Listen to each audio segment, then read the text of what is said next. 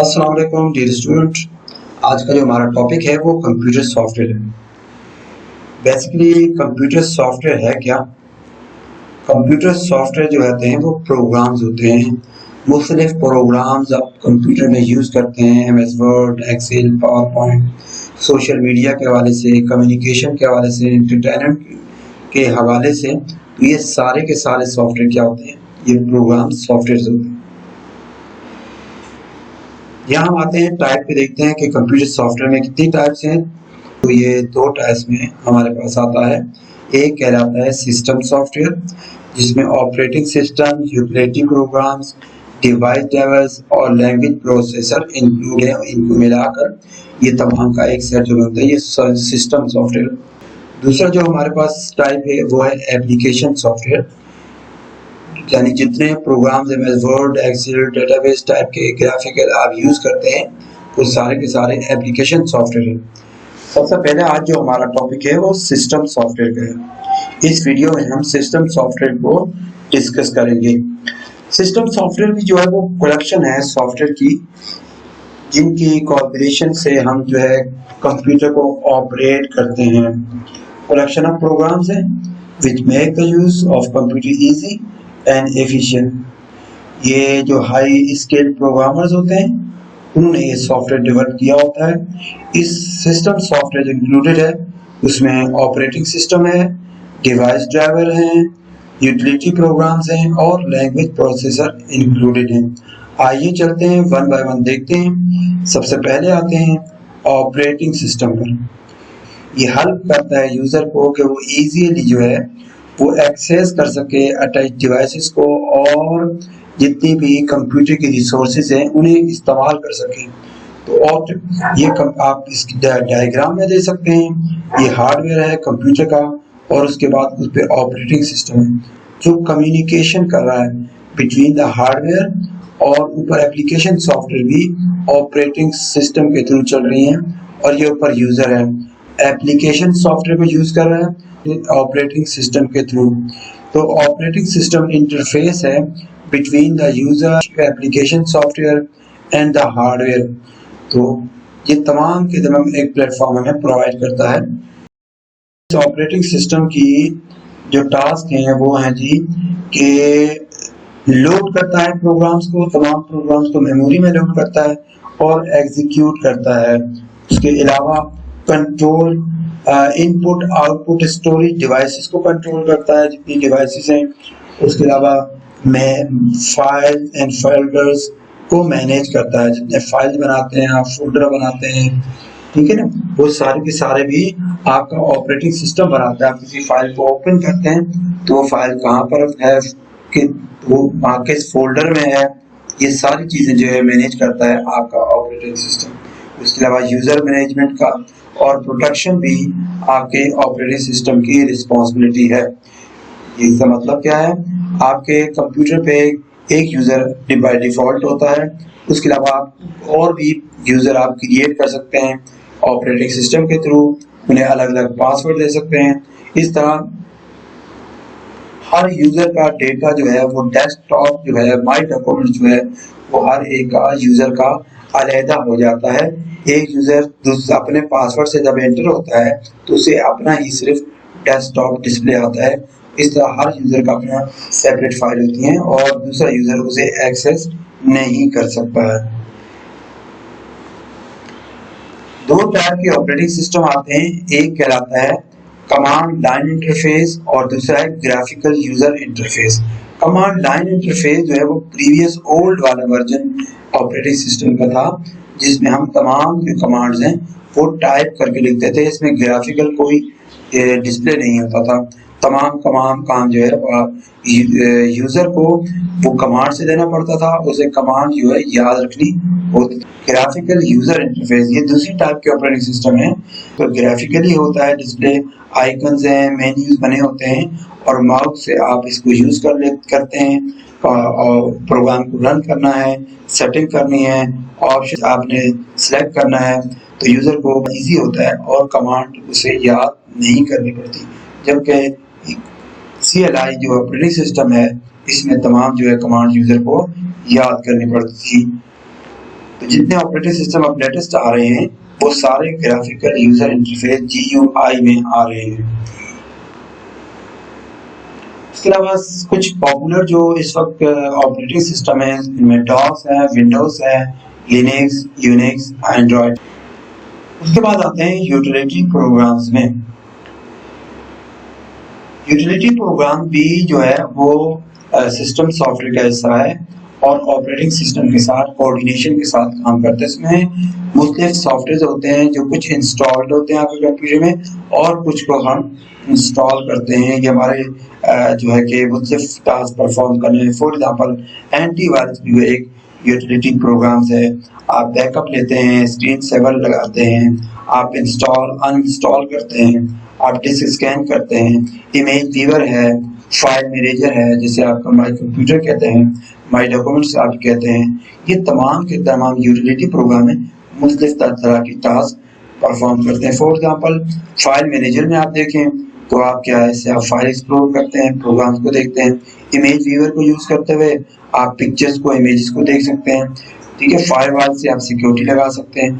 Uninstaller से आप क्या करते हैं कि आप प्रोग्राम जिसको अनइंस्टॉल करना चाहते हैं, with the help of uninstaller हम जो इसे अनइंस्टॉल करते हैं। इसके अलावा डिसफ्रेगमेंट है और डायग्नोस्टिक टूल वगैरह आप बैकअप लेने के लिए, स्क्रीन सेवर, ये सारे के सारे जितने भी हैं यूटिलिटी प्रोग्राम में आते हैं। उसके बाद है डिवाइस ड्राइवर्स। जिस तरह कंप्यूटर को ऑपरेट करने के लिए हमें रिक्वायर्ड होता है, ऑपरेटिंग सिस्टम चाहिए होता है, सॉफ्टवेयर चाहिए होते हैं, इसी तरह हर डिवाइस के साथ उसका एक सॉफ्टवेयर होता है। विदाउट सॉफ्टवेयर के कोई भी हार्डवेयर है वो रन नहीं हो सकता, कंप्यूटर से अटैच होकर ऑपरेट नहीं हो सकता। तो जो सॉफ्टवेयर होता है वो हर उस डिवाइस का जिससे वो ऑपरेट होता है तो उसे कहते हैं डिवाइस ड्राइवर। एक प्रिंटर है तो उसका अपना ड्राइवर, हर प्रिंटर का अलग से उसके ड्राइवर्स होते हैं, यानी सॉफ्टवेयर होता है, उसका मॉडल, उसकी कंपनी। तो इस तरह से हमें जब हम परचेज करते हैं तो हमें ऑलरेडी ड्राइवर्स, हमें CD साथ मिलती है और हम ड्राइवर इंस्टॉल कर लेते हैं। अदरवाइज ऐसे डिवाइस है जिसे हम अटैच करते हैं वो वर्क नहीं करती है, इंस्टॉल नहीं होती हमारे सिस्टम में, तो हम इंटरनेट को यूज करते हुए भी उस डिवाइस को, ड्राइवर को हम इंस्टॉल करके, डाउनलोड करके अपने कंप्यूटर में इंस्टॉल कर सकते हैं और अपनी इस डिवाइस को, हार्डवेयर की डिवाइस को यूज कर सकते हैं। बहुत सारी डिवाइसेस के ड्राइवर ऑलरेडी हमारे जो है विंडोज ऑपरेटिंग सिस्टम में मौजूद होते हैं, इंस्टॉल्ड होते हैं, पहले से अवेलेबल होते हैं जितनी पुरानी डिवाइसेस है। और जिस तरह माउस है, कीबोर्ड है, USB है, तो हम जैसे ही उसे प्लग इन करते हैं, इंसर्ट करते हैं पोर्ट में या उसे लगाते हैं कंप्यूटर से, तो वो वर्क करना शुरू हो जाती है। और लेकिन बहुत सी ऐसी ड्राइवर्स हैं जैसे प्रिंटर स्पेशली होते हैं जिन्हें हम अटैच करते हैं तो हमें एक्स्ट्रा ड्राइवर इंस्टॉल करने होते हैं। इस तरह ड्राइवर जो है वो डिवाइस ड्राइवर जो है वो सॉफ्टवेयर हैं जो किसी कंप्यूटर से अटैच डिवाइसेस को ऑपरेट करने में हेल्प करते हैं। उसके बाद है लैंग्वेज प्रोसेसर। जैसा कि हमने पहले कहा कि सॉफ्टवेयर क्या है, प्रोग्राम्स हैं। तो प्रोग्राम बनते कैसे हैं, वो कोई लैंग्वेज को, प्रोग्रामिंग लैंग्वेज को यूज करते हुए हम सॉफ्टवेयर बनाते हैं, चाहे एप्लीकेशन सॉफ्टवेयर हो, सिस्टम सॉफ्टवेयर हो, ऑपरेटिंग सिस्टम हो, यूटिलिटी प्रोग्राम्स हो या डिवाइस ड्राइवर्स हो। हर एक को बनाने के लिए हमें लैंग्वेज चाहिए होगी। तो लैंग्वेज, क्योंकि कंप्यूटर की अपनी जो लैंग्वेज है वो मशीन लैंग्वेज 01, और हम जो प्रोग्रामिंग लैंग्वेज यूज करते हैं वो 01 को नहीं यूज करते, हाई लेवल लैंग्वेजेस को कॉमन हम यूज करते हैं, लेकिन कंप्यूटर अंडरस्टैंड करता है मशीन लैंग्वेज। तो ये लैंग्वेज प्रोसेसर जो है वो हमारी हेल्प करते हैं कि किसी भी प्रोग्रामिंग लैंग्वेज में हम यूज करें, प्रोग्राम बनाएं, तो लैंग्वेज प्रोसेसर अवेलेबल होते हैं हमारे सिस्टम सॉफ्टवेयर में, जिनकी हेल्प से हम अपने प्रोग्राम को कन्वर्ट कर सकते हैं मशीन लैंग्वेज। जब वो मशीन लैंग्वेज में कन्वर्ट हो जाएगा तब कंप्यूटर उसे रन करेगा, उसे एग्जीक्यूट करेगा। अभी हम बात कर रहे थे डिवाइस ड्राइवर की।